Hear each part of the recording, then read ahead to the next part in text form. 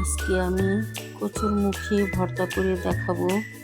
এই যে দেখুন, ভর্তাটা এরকম হয়েছে। আসসালামু আলাইকুম রহমতুল্লাহি ওয়া বারাকাতুহু। কেমন আছেন সবাই? আলহামদুলিল্লাহ, আমি ভালো আছি। মারিয়ামের রান্নাঘরে সবাইকে স্বাগতম জানাই। আমি কচুরমুখীগুলি ভালো করে ধুয়ে নিয়েছি, এখন সিদ্ধ বসিয়েছি।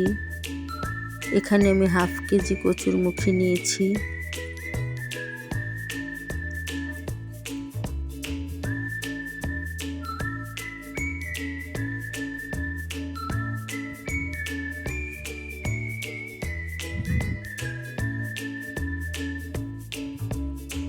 কচুরমুখী সিদ্ধ হয়ে গিয়েছে। এখন আমি এক এক করে সবগুলি কচুরমুখীর খোসা ছাড়িয়ে নেব।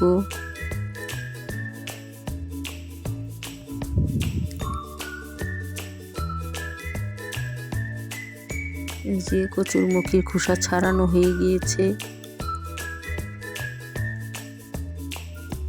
এখন ফ্রাই প্যানে সরিষার তেল দিয়ে দিব। তারপর কয়েকটি শুকনা মরিচ ভেজে নিব।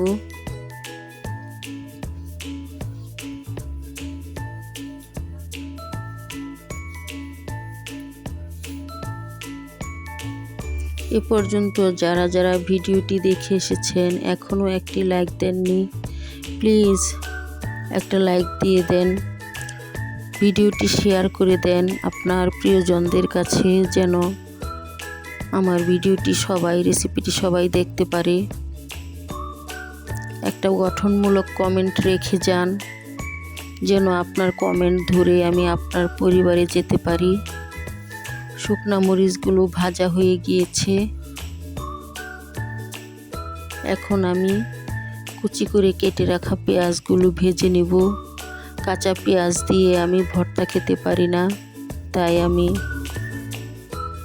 পেঁয়াজ হালকা ভেজে নেব। যারা যারা এই পর্যন্ত আমাকে সাপোর্ট করে এসেছেন, আমাকে সাবস্ক্রাইব করেছেন, আপনাদের সবাইকে জানাই আমি অন্তরের অন্তঃস্থল থেকে অনেক অনেক ধন্যবাদ। এখন আমি ধনেপাতা দিয়ে দিলাম। ধনেপাতাটাও হালকা ভেজে নেব।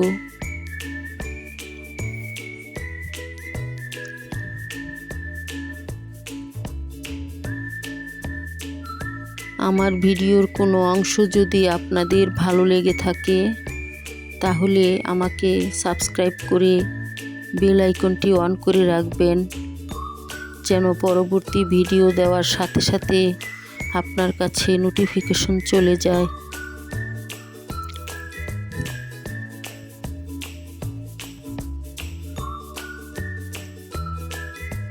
আমার পেঁয়াজ আর ধনেপাতা ভাজা হয়ে গিয়েছে, এখন নামিয়ে নেব।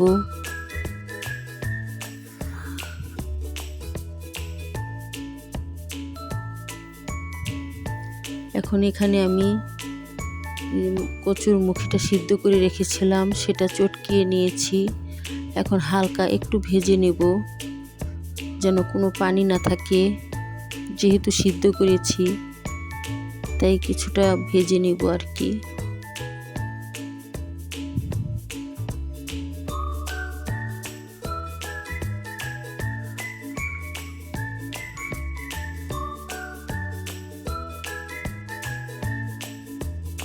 এখন পরিমাণ মতো লবণ দিয়ে সরিষার তেল দিয়ে ভর্তাটা আগে মরিচগুলো চটকিয়ে নেব।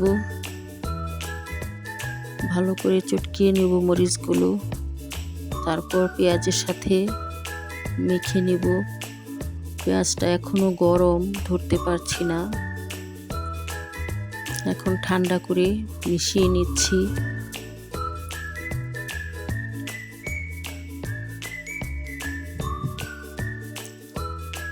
এখন মুখীগুলো দিয়ে দিলাম, কচুরমুখী।